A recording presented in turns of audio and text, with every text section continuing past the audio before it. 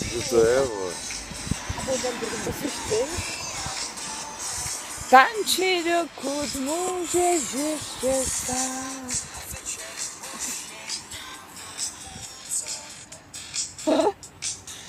Slazinko, prosím tě, ten jazyk je pro tebe. Danuška chce skákat tady na Rudno. Ne, já plivu. Ona plive.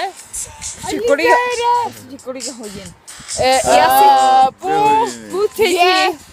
si půl třetí vláčku. Půl dvě My už hodiny. my už jdeme asi půl kilometry pěšky, chápeš to? A jako normálně, a tak tady jakože paříme. O půl třetí ráno. A pliveme na auta. A pliveme na auta. A paní jde. Danča nemá sliny, nemá co plývat. Ona se spolehá na Libyho. No, tak abych to jako zkrátila. Prostě nám chybíš. Měla si být sama, protože, poslouchej.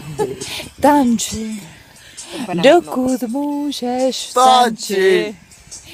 Ty to udýcháš. Tanči.